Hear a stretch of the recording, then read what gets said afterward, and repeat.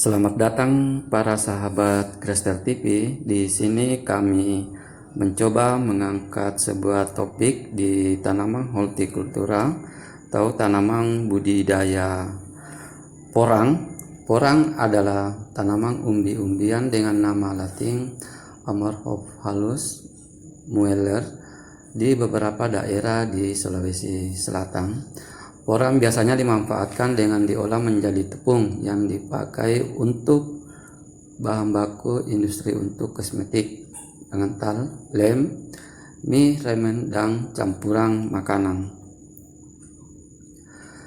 Dikutip dari data yang dirilis Kementerian Pertanian, jika dijadikan sebagai tanaman budidaya pertanian, keunggulan porang atau tanaman porang yaitu bisa beradaptasi pada berbagai semua jenis tanah dan ketinggian antara 0 sampai 700 mdpl.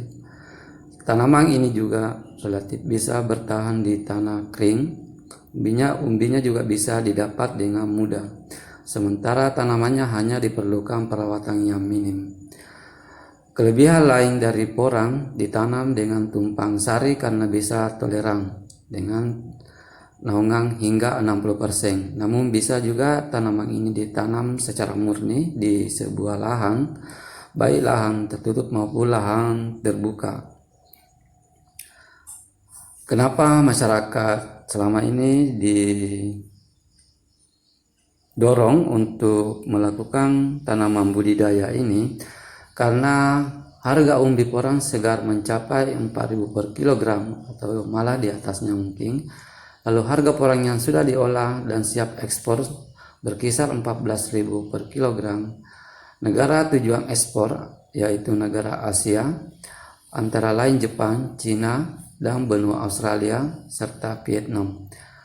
Badan Karantina Pertanian mencatat pada tahun 2018 ekspor tepung porang mencapai 254 ton hingga nilai di kisaran 11,31 miliar. Oleh karena itu kita coba kembangkan di seluruh Indonesia, termasuk yang ada di layar ini sempat kami liput, yaitu tanaman porang yang ada di Sulawesi Selatan di Kabupaten Maros, kurang lebih 5 hektar persegi lahan ini dipakai untuk tanaman porang. Menteri Pertanian yang saat ini Syahrul Yassin Limpo menegaskan dalam pengembangan budidaya porang ini pihaknya tidak hanya fokus pada proses produksi, namun juga turut membangun industri pengolahan. Ada 3 hal yang perlu Anda perhatikan terlebih dahulu sebelum mulai mencoba mengembangbiakkan tanaman ini atau tanaman porang, yaitu jenis dan kadar keasaman tanah, kondisi lingkungan serta iklim. Hakikatnya tanaman porang akan tumbuh lebih baik bila diletakkan di tanah yang gembur dan tidak tergenang air, sehingga kadar keasaman tanah atau pH tanah berada di rentang 6 sampai 7 pH. Tanaman porang atau porang sangat baik bila ditanam atau dibudidayakan pada musim penghujan di daerah tropis. Awalnya cara menanam porang adalah masukkan bibit porang yang telah disiapkan ke dalam lubang tanaman yang sudah disiapkan. Perlu diperhatikan bahwa letak bakal tunas tanaman porang harus menghadap ke atas. Kemudian pada setiap lubang tanah yang telah disiapkan tersebut harus diisi bibit porang dengan jarak tanam antara 1 sampai 1 meter. Setelah selesai, tutup kembali lubang dengan tanah setebal 3 cm.